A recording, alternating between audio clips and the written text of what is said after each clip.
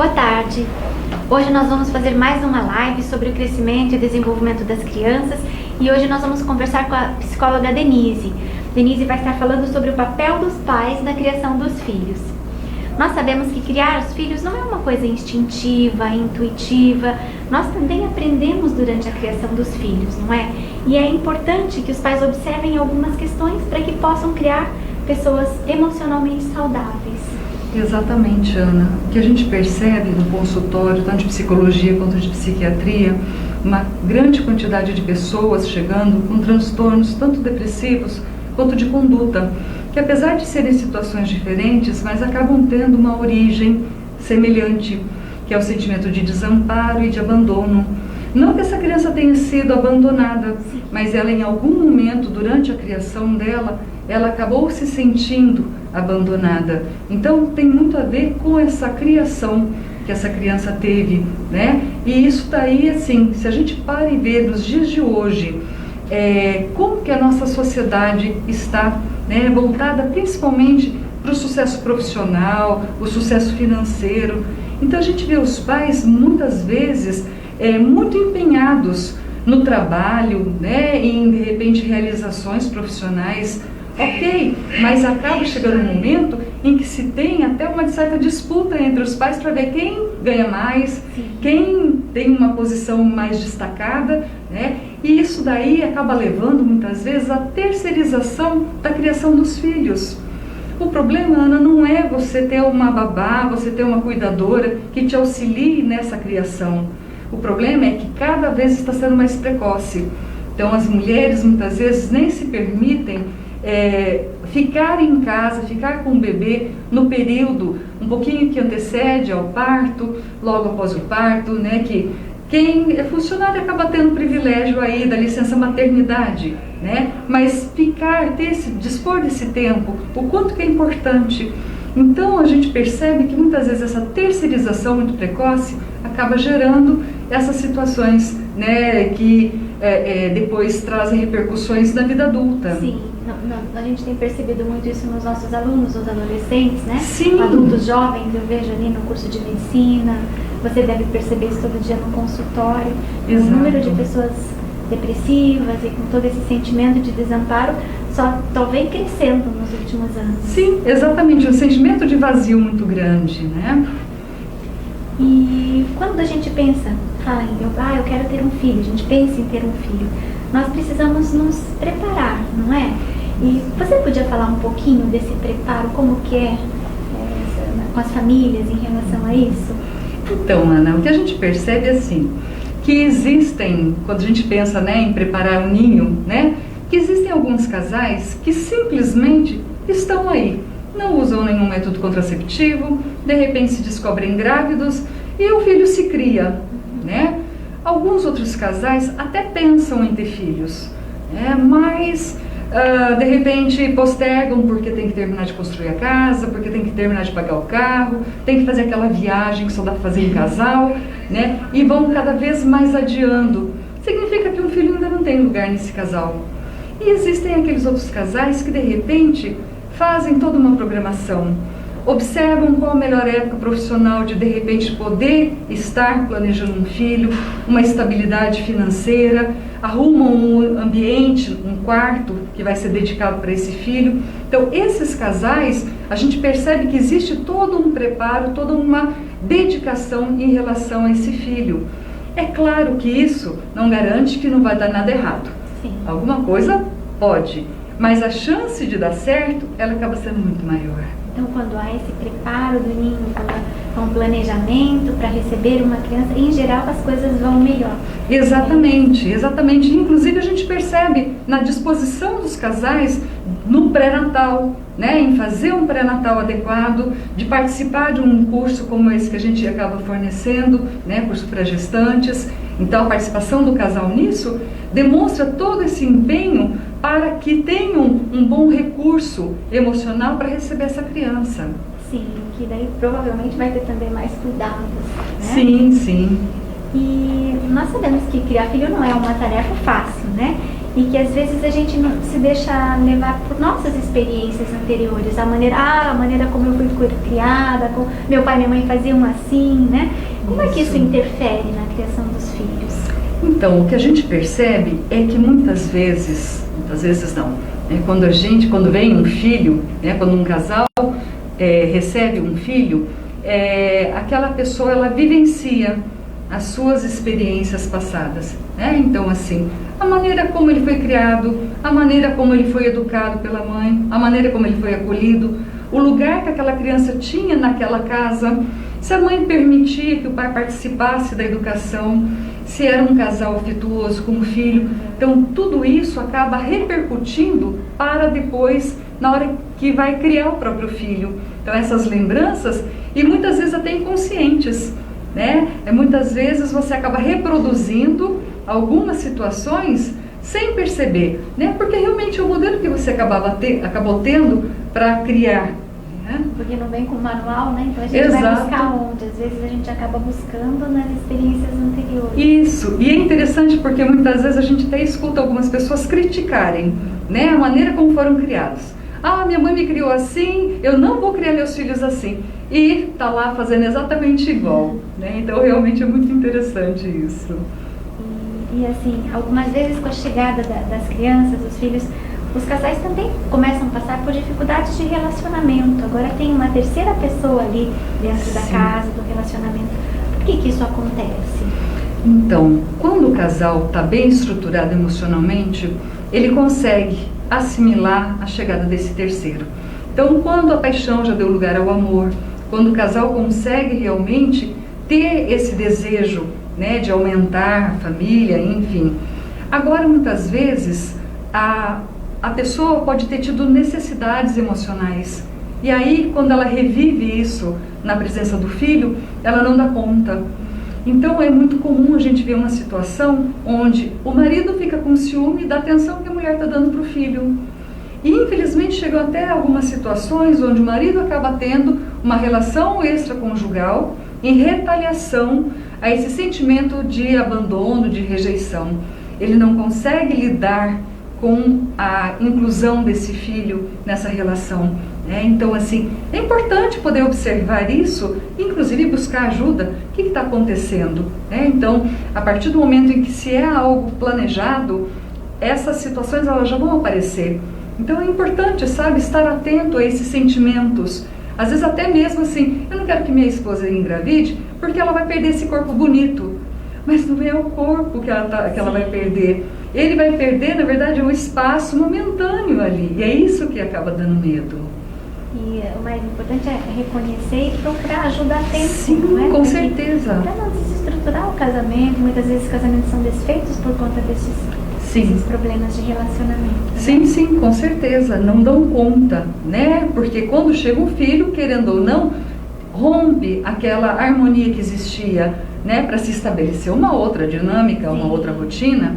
É normal. Os horários, as necessidades da criança. Isso, e a própria disponibilidade da mãe, né? Que no primeiro momento ela realmente vai estar disponível para o filho, né? Depois é que ela vai conseguir voltar a olhar para o marido. Mas a gente tem que entender que nos primeiros dias, principalmente, é impossível que isso aconteça. Sim. E assim, quanto à vida profissional, a gente falou um pouquinho lá no início da live, né? Que orientações a gente pode dar para os pais para que esse momento não seja invadido pelo sentimento de culpa? Hoje todo mundo carrega muita culpa, né? De ter que deixar o trabalho, muitos por ter que deixar o filho. Como é que a gente pode estar orientando essas famílias? Ana, quando a gente trabalha com os grupos, né, de gestante, eu costumo colocar que o filho foi uma escolha, foi uma opção, né, para a grande maioria dos casais, né, que participam. Então é importante entender que principalmente a mulher, ela vai precisar colocar a carreira em modo de espera nesse momento. Ela não vai poder querer uma promoção, nem mudar de emprego, nem querer fazer mestrado, doutorado, essas coisas que vão concorrer com o bebê. Nesse momento, e até mais ou menos por volta de 3 anos, ela vai precisar ter essa disponibilidade maior para o filho. Então ela pode continuar trabalhando, mas num ritmo mais suave, num ritmo mais tranquilo, para não se sentir sobrecarregada, né? Então, assim, é importante sem sofrimento, né? Entender isso sem sofrimento, até porque filho cresce. Depois que ele pega uma certa idade, e aí ela vai poder retomar a vida profissional, se dedicar, e aí vai trabalhar até ficar bem velhinha, enfim, né? Mas nesse momento em que o filho é pequeno, é necessário ela ter essa dedicação. A criança, ela quando sente essa segurança por parte da mãe nos primeiros anos, ela consegue crescer com segurança. Agora, se ela se sente abandonada, ela vai crescer uma pessoa insegura, né? Isso daí vai interferir, tá? Agora, é claro que a gente também vê alguns arranjos atuais que são muito interessantes. Por exemplo, tem às vezes uma mulher que está num momento ótimo profissional e ter que abandonar isso realmente pode ser muito custoso. E a gente tem percebido que alguns homens acabam fazendo isso, né? Eles colocam a vida profissional deles num segundo momento, num segundo plano e se dedicam à maternagem. Porque a maternagem, apesar do nome, não é apenas a mãe que faz, mas é o cuidador, que pode sim ser o pai. E a gente tem visto, né, algumas experiências muito interessantes nesse sentido, onde o pai assume a administração da casa, ele que vai ao mercado, ele leva as crianças para a escola, e muito de boa, né? Então, assim, são possibilidades também. São arranjos. Precisa haver um bom relacionamento entre o casal para eles discutirem essas possibilidades, não é? Isso, para que a criança possa crescer segura. Sim, exato. E assim, os pais hoje, o que eles podem fazer para auxiliar nesse momento? Você falou aí do pai substituir às vezes a mãe nessa figura, mas quando as crianças são tão pequenas, precisam de supervisão e atenção constantes, o que mais que poderia ajudar essas famílias? Olha, a presença, né, poder contar com uma rede de apoio, né, de repente um familiar, ou às vezes uma funcionária, né, uma cuidadora, uma babá, né, que vai estar auxiliando nesse momento, né, nos primeiros meses, enfim, de acordo aí com a organização dessa família, tá? Então a gente percebe que principalmente a mulher, nos primeiros dias depois do parto, até ela ter uma organização de horários, rotina de sono, tudo isso acaba sendo muito cansativo. Então, poder ter alguém que acolha essa criança, o bebê, para que ela possa tomar um banho decente, né? Que ela possa descansar um pouco, ou até mesmo alguém que possa preparar as refeições. Então, isso ajuda muito não sobrecarregar essa mulher nesse momento. Então, é muito importante poder ter essa possibilidade, abrir essa possibilidade. Pedir ajuda, né, Denise? Isso, exatamente, né? Porque pode ser uma situação momentânea, mas de repente pode ver que é muito confortável saber que você pode contar com alguém para você dar conta ali dos seus afazeres. É importante para aquele momento, né? Talvez depois você não precise tanto, mas naquele exato momento você está precisando e tem que pedir ajuda. Sim, exato. E assim, realmente não se sentir culpada por causa disso, né? E não precisa ser super-herói, né? Sim, com certeza. Assim, o que você podia dizer? O que é uma família que dá certo? Hoje as pessoas, todo mundo tem que dar certo profissionalmente, tem que dar certo o casamento, tem que dar certo a família. O que é uma família que dá certo? Olha, a família que dá certo, o casal que dá certo, né, é aquele casal que consegue executar duas principais funções, que é a função materna e a função paterna, né? Essas duas funções, na verdade, elas começam a ser desenvolvidas até mesmo antes do nascimento ou antes da concepção, quando se começa a fazer planos sobre essa criança. Então, essa disponibilidade de aceitar, de receber essa criança, ela já começa a ser entendida como o exercício da função materna e paterna. Entendi. Então, muito antes do bebê nascer, a gente já está exercendo uma função sim. em relação àquela criança. Exato. Assim, não hoje só, mas assim, desde os primórdios da humanidade, as mães, elas podem faltar por diversas situações, não é?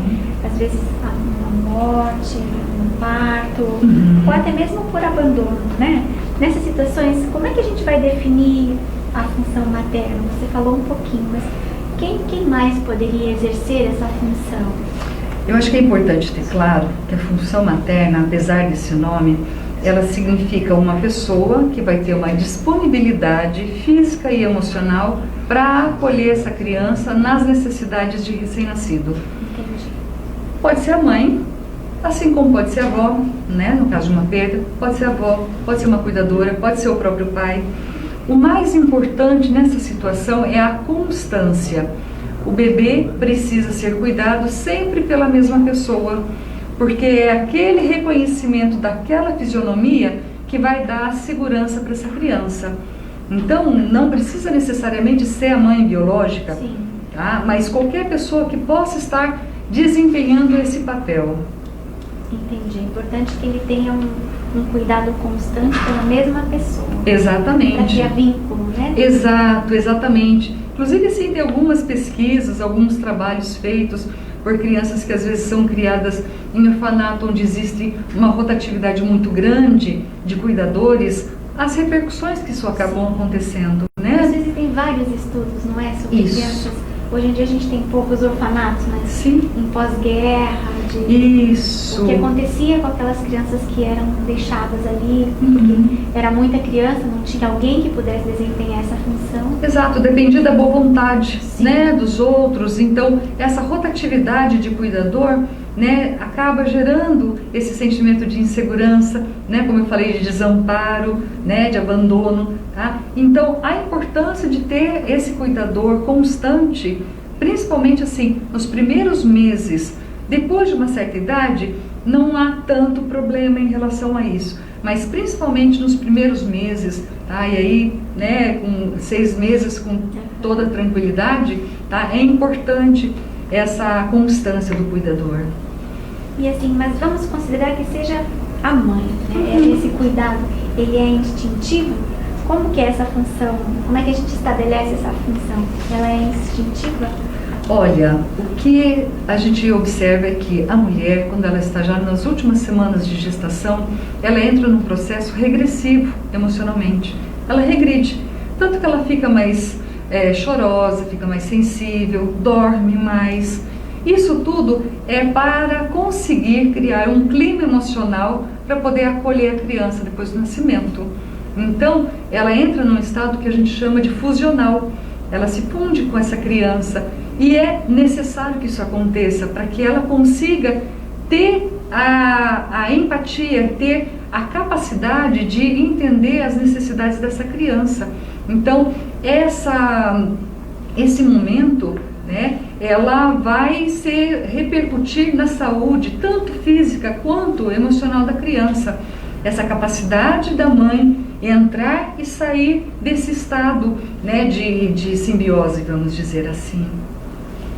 E, por exemplo, os bebês nascem completamente dependentes da mãe, né? E que consequências essa falta da figura materna ou de alguém que desempenha essa função que você está falando vai ter para o futuro da criança? A gente diz que deixa a criança insegura, mas Isso. assim, na adolescência, na vida adulta, tem repercussões? A criança, ela nasce justamente numa condição de total dependência. Então, essa dependência, vamos pensar que o bebê, ele não consegue ter discernimento de nada. Sim. Ele não sabe o que é frio, ele não sabe o que é fome, ele só sabe que é um desconforto. Então, a partir do momento que essa mãe consegue fazer essa associação, consegue entender, porque a mãe também não sabe. O nenê chora e ela chora junto. O que está acontecendo? E ela, por tentativa e erro, vai. Será que é fome? Isso. Será que é fome? Será que é frio? E cobre, e descobre, e dá o peito. Enfim, vai tentando até ela conseguir ir encontrando. À medida que ela vai percebendo, ela vai nomeando. Então, quando a mãe faz essa nomeação, ela introduz a criança no mundo simbólico, né, onde a criança consegue fazer a simbolização dos conteúdos. Então, isso daí é importante para o futuro emocional dessa criança. Então, a criança que de repente não passa por isso, justamente ela pode entrar num estado que vai ter uma dificuldade maior de depois criar vínculos, né, mais duradouros. Entendi. E você disse que essa fase inicial dura mais ou menos uns 5 meses. Isso. Né? 5, 6 meses. Depois desse período, como é que as mães podem se comportar? Passado algumas semanas, né, 2 meses, vamos dizer assim, depois do parto, a mulher ela começa gradativamente a retomar suas atividades. Nessa fase, o bebê também já se encontra numa fase de dependência relativa. Então, a gente vai perceber que a criança ela já começa a brincar com as próprias mãozinhas, brinca com o pezinho. Quando ela está nessa fase, significa que a criança suporta ficar sozinha. Às vezes a gente escuta, né, algumas mães falarem, estava tão quietinho, cheguei lá, estava brincando no bercinho ali com as mãozinhas, dando risada.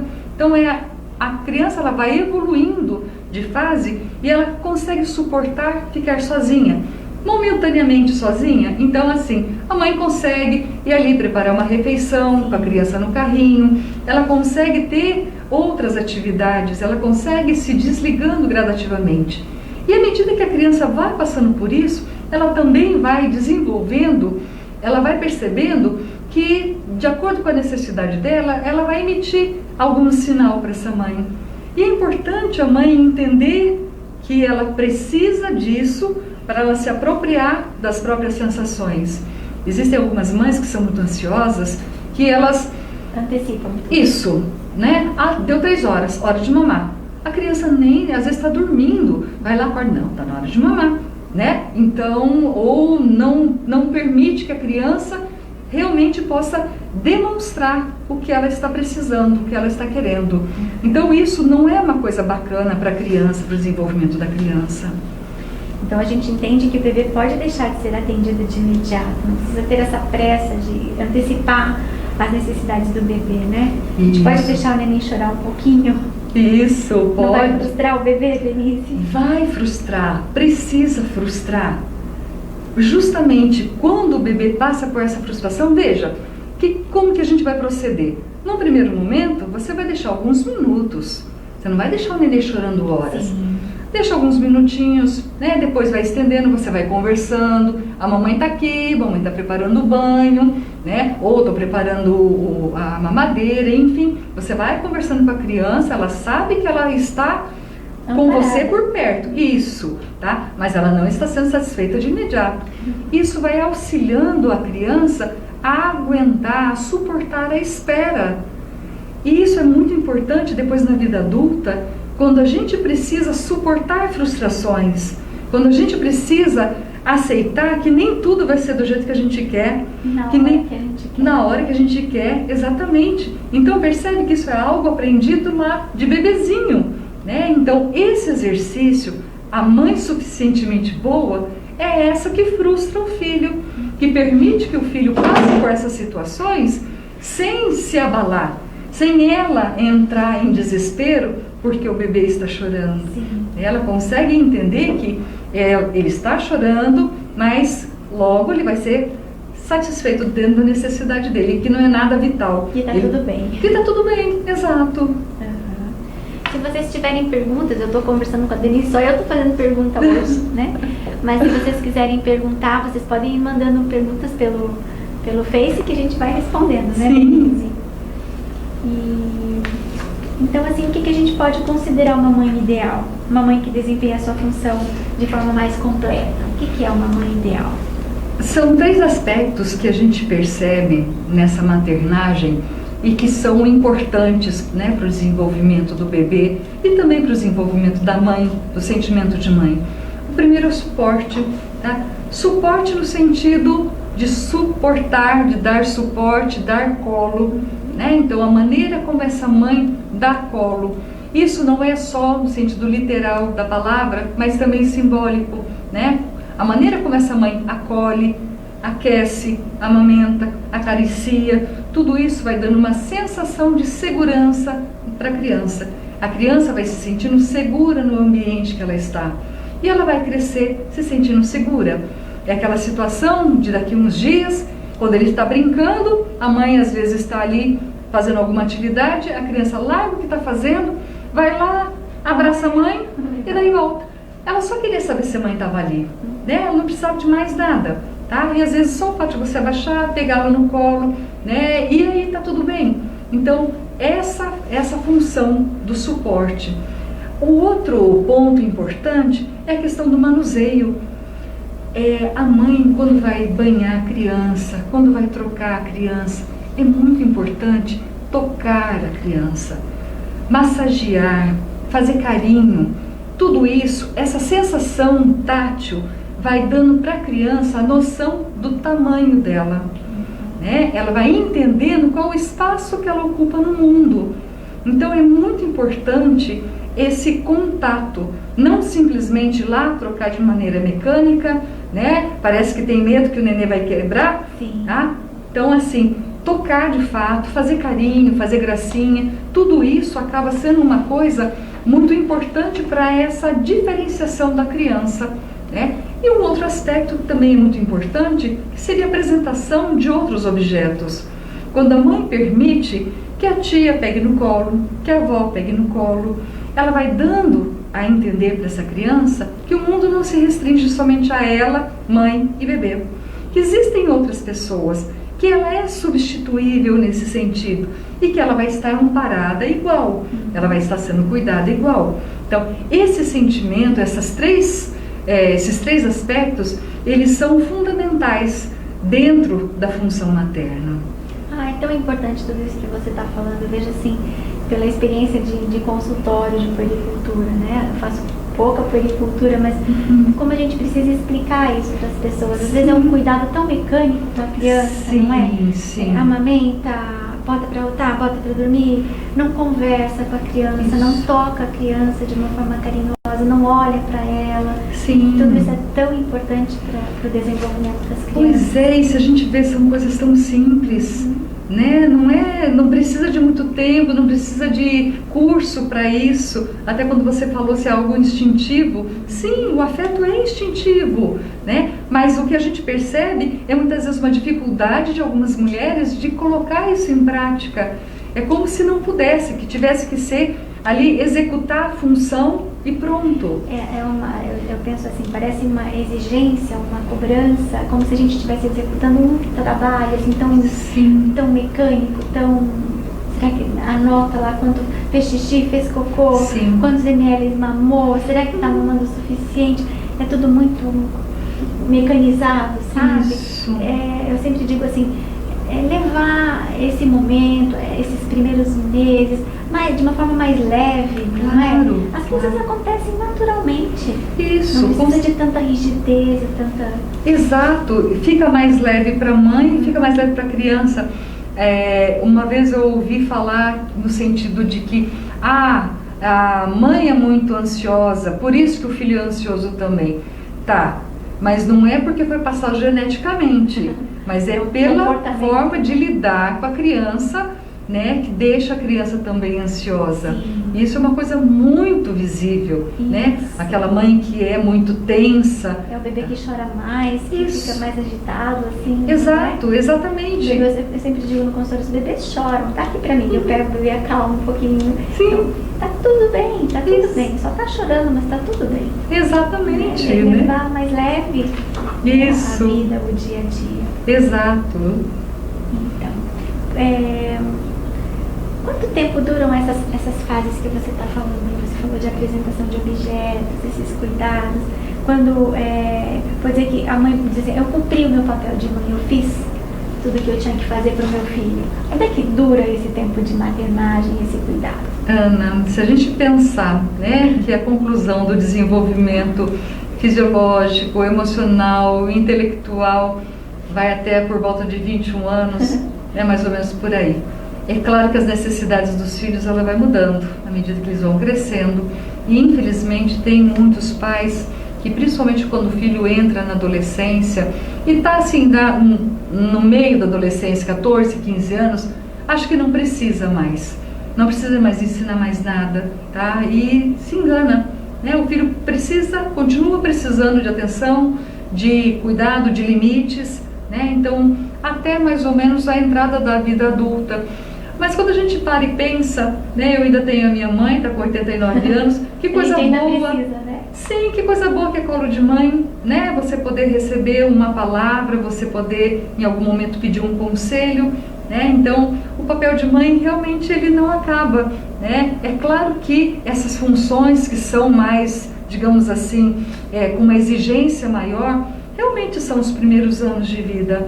Depois vai relaxando, depois vai ficando mais fácil, tanto que, como eu falei, as mulheres até conseguem muito bem levar uma vida profissional, tá? Mas é importante continuar lembrando que essa criança ainda está lá, né? Principalmente na adolescência, né? Sim, sim, porque com eles certeza. acabam se virando sozinhos, né? Às vezes vão para as aulas sozinhos. Você não tem aquela preocupação, fez tarefa, não fez isso, né? Isso, mas isso. não esquecer que eles precisam ainda de nós, né? Sim, exatamente. Inclusive, assim, muita autonomia em uma criança muito pequena é preocupante. Sim. Né? Justamente, ela é uma criança que tem que se virar sozinha porque não tem quem olhe por ela. Sim. Né? Então, ela precisa, sim, de supervisão. Né? Não é um amadurecimento forçado, né? Não. E o pai?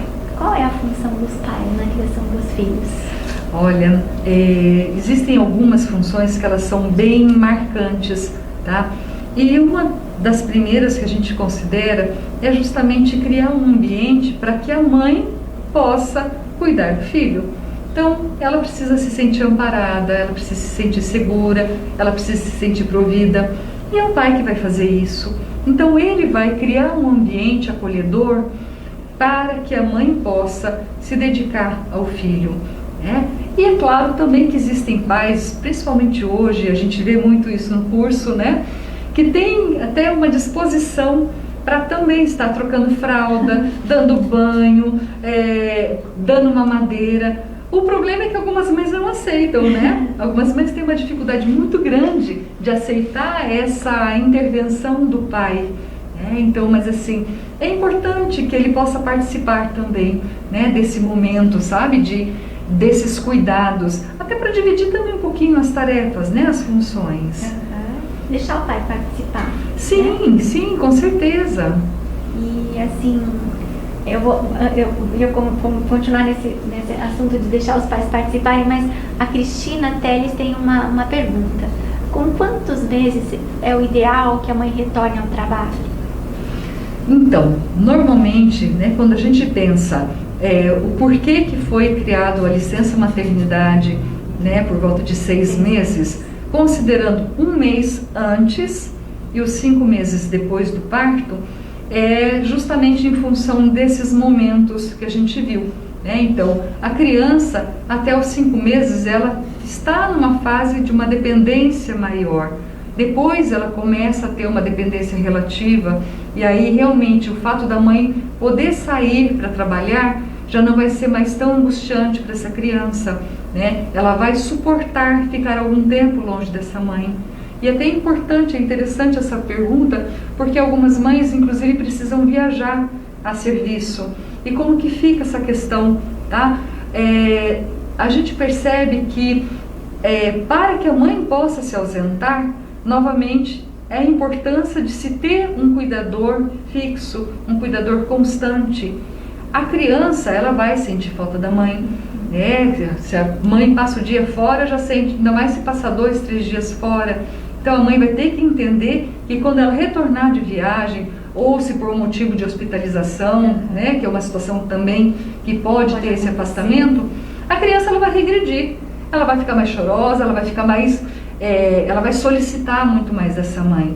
Então, o ideal é que não aconteça nesses primeiros 5 meses esses afastamentos muito prolongados. Por isso, então, né, normalmente o retorno ao trabalho por volta de 5 meses está de bom tamanho. Seria ótimo, porque dá certinho também com a parte do desenvolvimento. Sim. A gente explica para as mães, né, quando é que a gente começa a alimentar os bebês. Isso. A partir de 6 meses, porque eles já têm sustentação de tronco, já se sentam. Isso. A mãe consegue manter aleitamento materno e mesmo assim ir trabalhar. Então, tudo se encaixa, tanto a parte emocional como o desenvolvimento motor, né, dessa criança. Então, 5 meses, 5, 6 meses seria o ideal, né? Exato. E a gente vê que muitas vezes as mães têm dificuldade, aquilo que você disse, de dar espaço para que os pais participem, né, Sim. auxiliem. E elas acabam se dedicando totalmente aos filhos e acabam deixando de lado o seu papel de esposa, né? Isso acaba trazendo problemas para o casal, para o núcleo familiar. Você pode falar um pouquinho disso, Denise? Então, vamos pensar que nas primeiras semanas, né, os primeiros meses, tá, até a metade do segundo mês, realmente existe uma necessidade muito grande dessa mãe ter essa dedicação exclusiva para o bebê. Só que justamente à medida que ela vai, que até a gente fala, né, é o período da dieta, o período da quarentena, enfim, né, várias denominações aí. Mas a partir do momento que ela também começa a se envolver com outras atividades, que ela vai começar também a ter um distanciamento, é importante que ela possa voltar a dar atenção para esse marido. E aí é muito importante, porque o pai vai entrar com uma ruptura desse vínculo dual mãe-filho. Ele vai entrar com uma terceira pessoa, ele vai apresentar para essa criança que o mundo não é só a criança e a mãe. Exato, né? E isso é muito importante para o desenvolvimento da criança. Ela vai aprender a ter que dividir essa mãe com outra pessoa e daqui a pouquinho, quando vierem os irmãos, com outras pessoas. Então, essa quebra provocada pelo pai, ela é muito importante. É claro que em algum momento, né, acontece essa exclusão do bebê, tá? Para que o casal possa conviver, para que o casal possa se relacionar, para que o casal possa conversar, tá?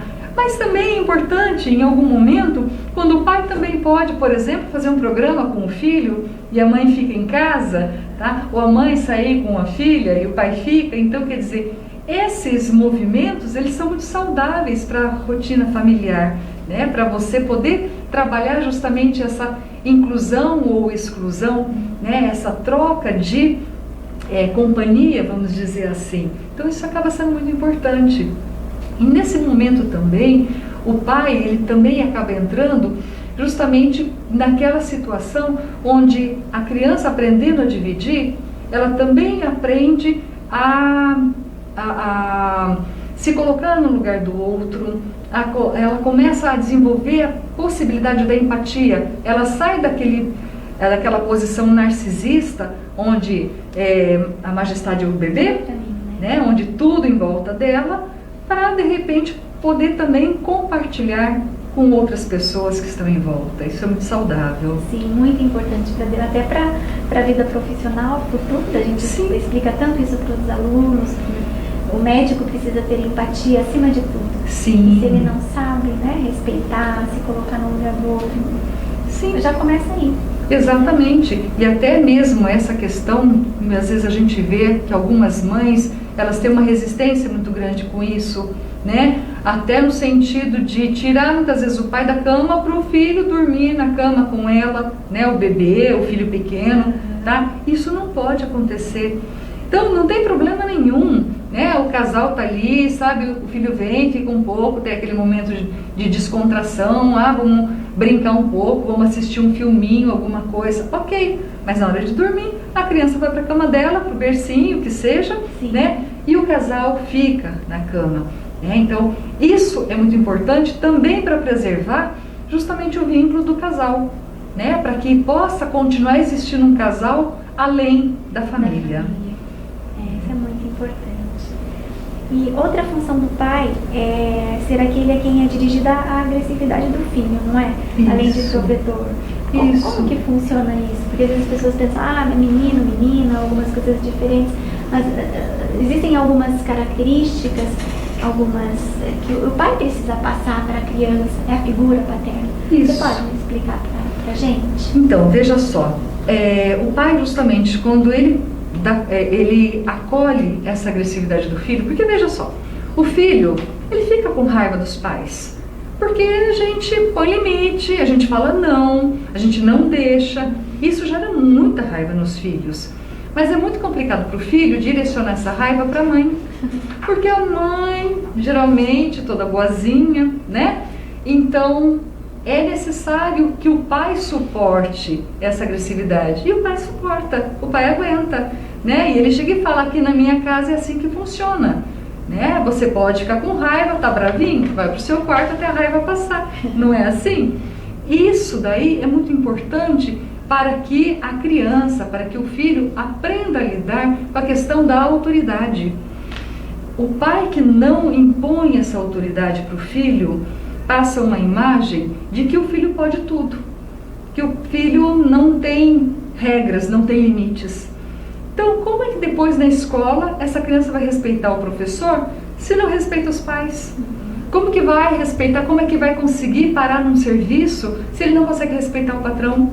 Então, esse papel de autoridade, ele é muito importante para a formação do caráter, inclusive, da pessoa, para que ela consiga ter essa noção, né, de respeito, de os valores. Então, são todos esse conjunto, né, faz parte desse papel desempenhado pelo pai. Muito importante a figura paterna para a criança. Sim, né? Exato. Agora, é claro, Ana, que muitas vezes, então, pode falar, mas o meu marido passa a semana fora, ele trabalha fora, ele só vem no final de semana, não tem problema. Tá? No final de semana, no momento que ele está, é a qualidade do momento. Sim. Tá? É a qualidade daquele tempo que ele está em casa. Então, ele vai marcar. Então, muitas vezes, até a questão assim, ali na mesa, ali é o lugar do pai. Tá? Mesmo que o pai não esteja, ninguém senta naquela cadeira, porque ali é o lugar do pai. Então, isso daí são marcas simbólicas, né, que vão determinando. E mesmo, muitas vezes, um pai que é falecido, tá? Esse pai, ele também existiu de alguma maneira, né? Ele foi real, tanto que gerou a criança, tá? Então, assim, a figura dele, ela vai ser passada pela mãe. Então, por isso que é muito importante, mesmo no caso de separação, que a mãe não fique falando mal do pai, que não denigra a imagem do pai. Entender que às vezes o casal não deu certo, mas que o filho não tem nada com isso. A imagem do pai tem que ser preservada, né? Principalmente se não tem essa possibilidade do pai conviver com a criança. Sim.